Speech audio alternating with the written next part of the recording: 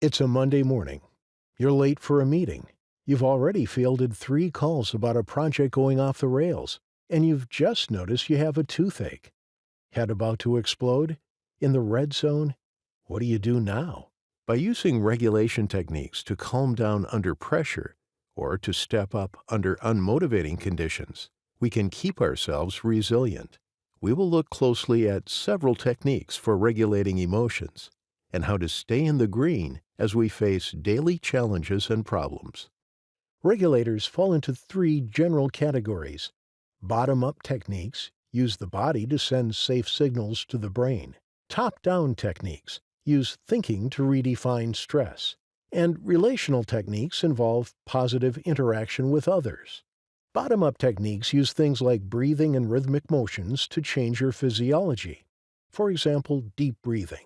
Our ancient brain is still operating in a time when we had to run for our lives fairly regularly. So the short, rapid breathing needed to sustain a sprint registers as danger, and deep, slow breathing says danger has passed. This stands down the attack response. So, by simply changing the rhythm of your breathing, you can tell your primitive brain it's safe. Research shows that the longer your exhale, the more calming it is. Give it a try the next time someone sets off your red zone triggers. Before you get upset, slowly breathe in for 4 beats and exhale for 6 beats. Other bottom-up techniques include rhythmic, repetitive activities like walking. These types of physical movements soothe the primitive brain. Doodling is another regulating activity along with using your body posture. In her book, How to Build Executive Presence, Amy Cuddy says that holding your body in an open, proud, confident way tells your brain that you are not in danger. Note how this works.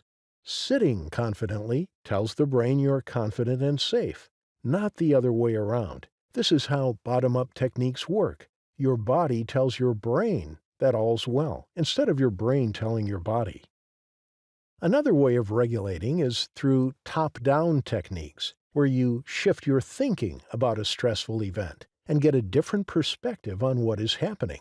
For example, you can ask yourself what you will think of this experience when you are 95. Another top-down approach is to label what you are feeling. Research shows that people become more regulated when they simply write down what they are feeling and read it back to themselves. You can also reframe an event to reduce the stress levels. For example, when you are late for a meeting, rather than self-criticizing, you can reframe it to make the impact of being late smaller. You might tell yourself, "They'll go on without me, and it won't impact the meeting that much." You can get more distance from the stressful event by going from close-up to wide-angle to satellite. Let's explore this a little deeper. Think of a challenging situation for you. Now, try changing your perspective. How does this situation limit your effectiveness? What is your goal for this challenge? What's one way to shift and move toward your goal? What's another way? And another. The number of shifts you can create, the more ways you can think about the problem, the more agile you are. If you can quickly shift 2 or 3 times, it makes stress more manageable. After the 3rd shift, you usually get your best option. This cognitive agility and the ability to detect and counteract negative thought cycles can be very valuable in defeating stress and building resilience. Now, let's look at the 3rd type of regulation, relational regulation. This approach uses connectedness with others to keep you calm under stress. Research with over 10,000 people showed that those who had a larger number of positive interactions per day with family, friends, and coworkers were more likely to be resilient under pressure. So, engaging with people on a positive level is an antidote to daily stresses. If you walk into a meeting and you have to give a stressful report out, what can you do to regulate?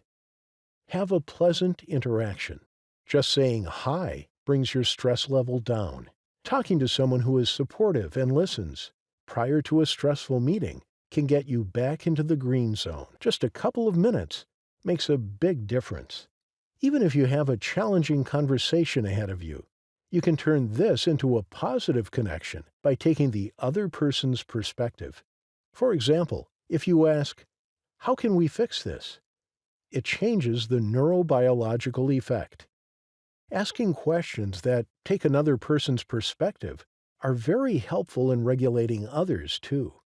The primitive brain rarely sees a question as danger, so it stands down defensiveness and reactivity when you ask for another person's opinion or point of view. It's good to have a store of perspective-taking questions that can help you create positive connections, like, "What would you do if you were me?" "What is your view on this problem?" "What would you do to solve it?" "Have you ever been in a situation like the one I'm in? What did you do? How did it work?" Remember, be brief and positive. You don't need a lot of time to connect with others in a powerful way, so opportunities abound, and you just need to practice ways to make connections positive. These are just a few samples of regulation techniques. Ultimately, you'll discover your own that work best for you. It's good to look for some that you can use when you can leave a situation and walk around, and other techniques when you can't leave, such as breathing or relaxing your muscles. The bottom line is this: the more effectively you can regulate, the more resilient you become. Although stress may be high, regulation can reduce its effects and create a positive outcome.